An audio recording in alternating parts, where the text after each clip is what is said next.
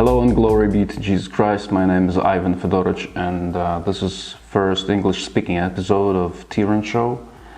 You know, every day we are bombarded with lots of information, facts, news, and the interpretation, the treatment of those facts is always secular. Like 95% of mass media is secular, and you know, we don't have this like Christian interpretation of what's going on, and that's what I'm trying to do in this show.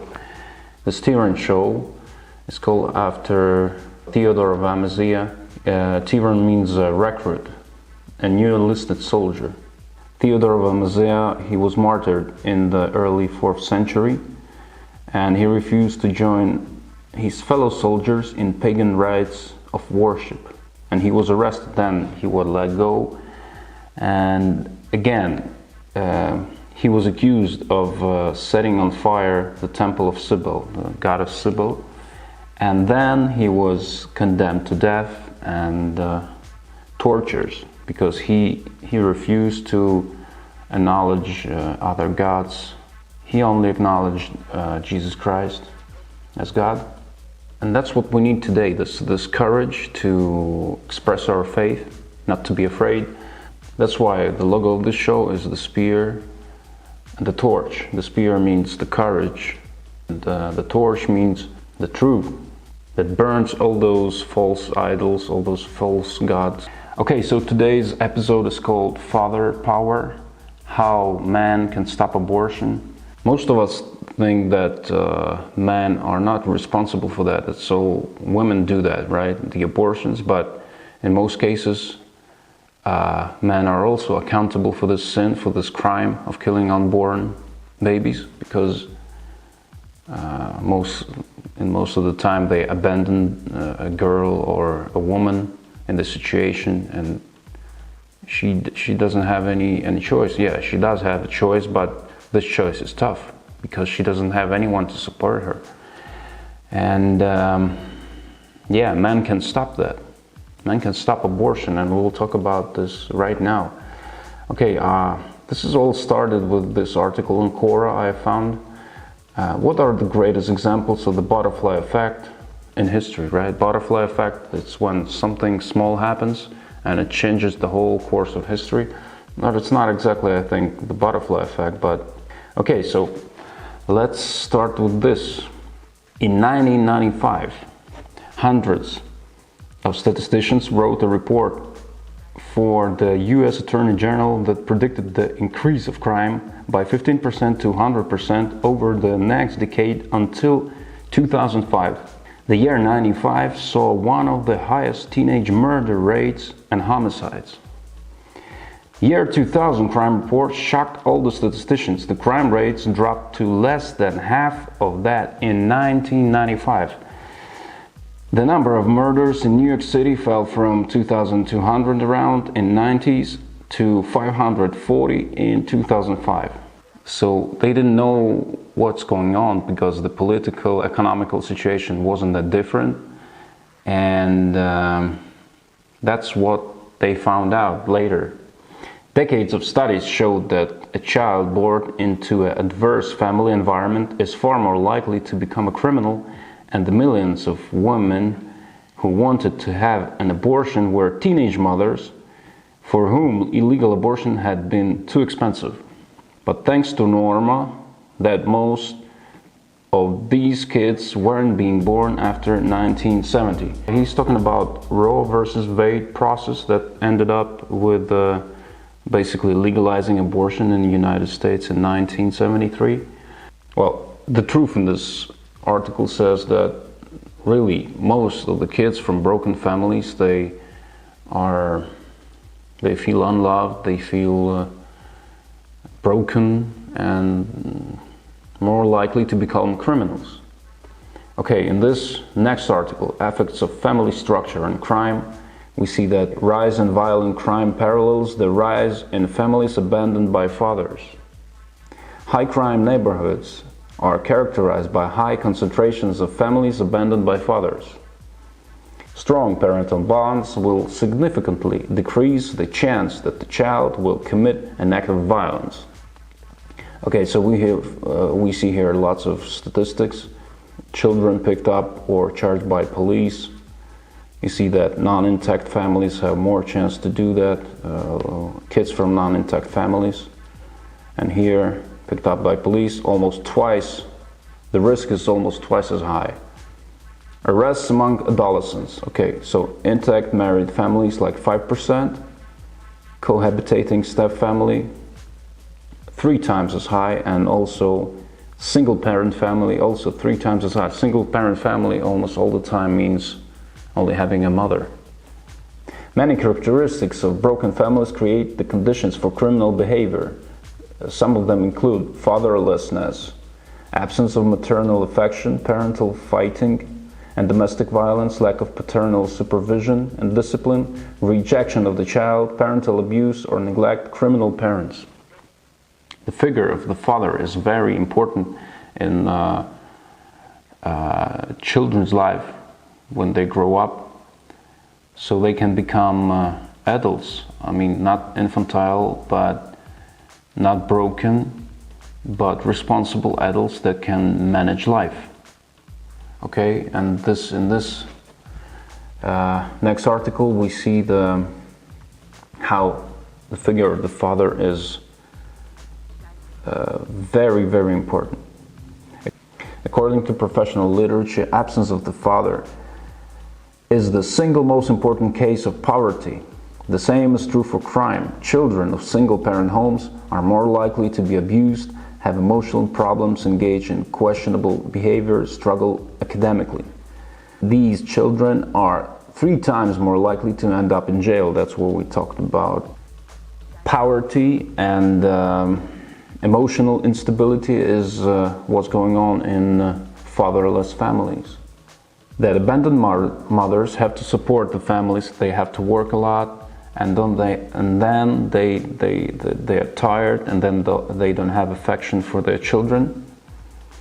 Okay, a father's attention to his son has enormous positive effect on a boy's emotional and social development. Yes, and their behavior also.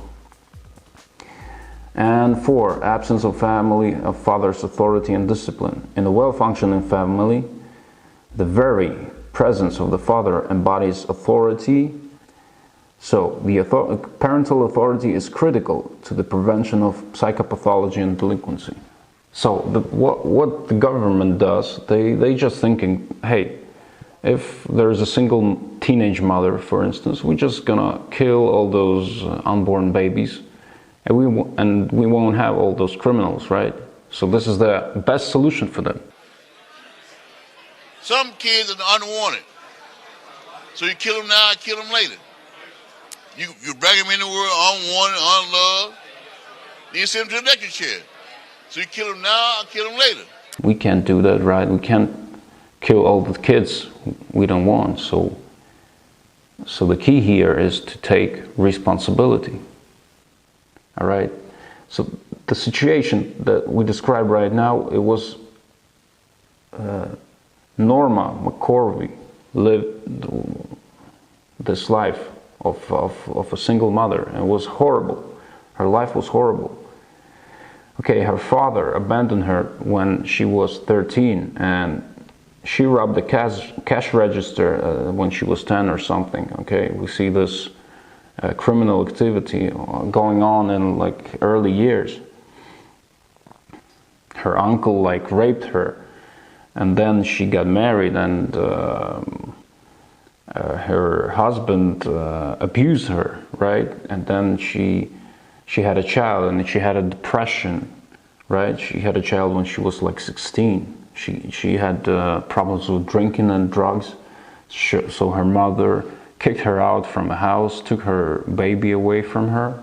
Then she got pregnant again.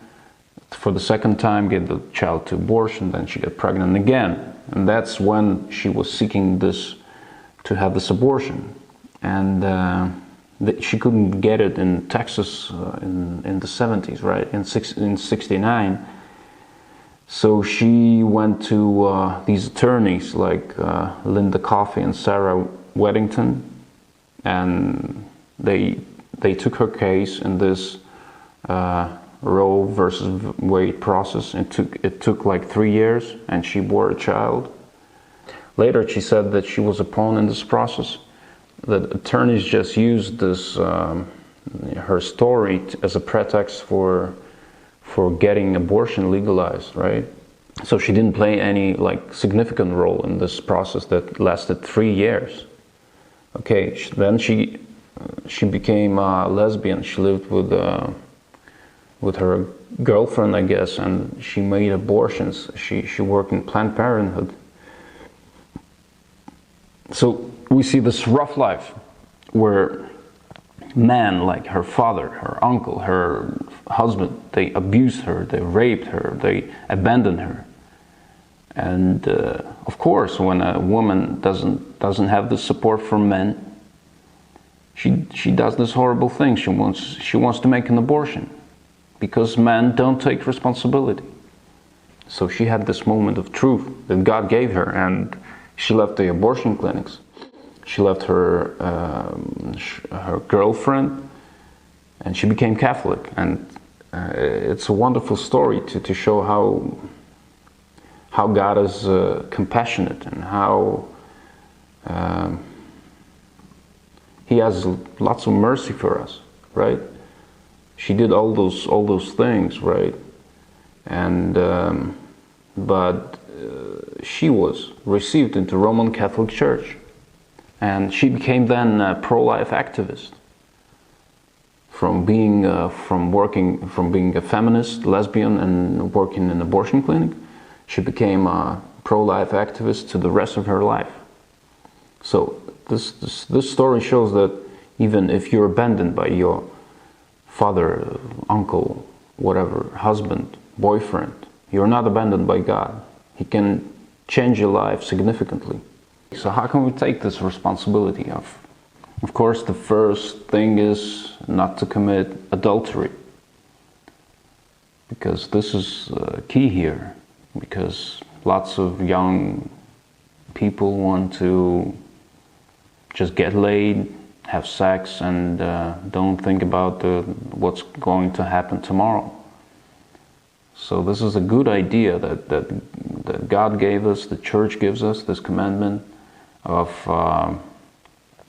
being pure before marriage, because the marriage is the place where a woman feels safe, where she's not abandoned, she's taken care of by her husband, and can have children without having the stress of thinking where to find money and stuff like that.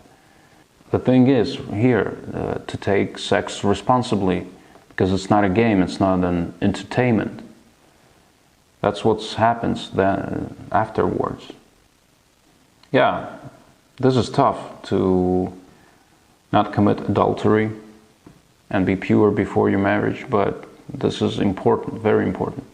The other thing is, if she gets pregnant, to take care of her. Get married, I don't know, even financially. If you don't want to get married, just support her financially. Because we read here that poverty is the most significant, poverty and criminal activity is the most significant thing that affects the fatherless families. Yeah, so today we men are responsible for the future generations. Maybe we don't think about that, but we are responsible for that our children grow up not abandoned, not broken and delinquent, but healthy, like mentally, psychologically, and physically, right? They need us. Our women need us, our children need us.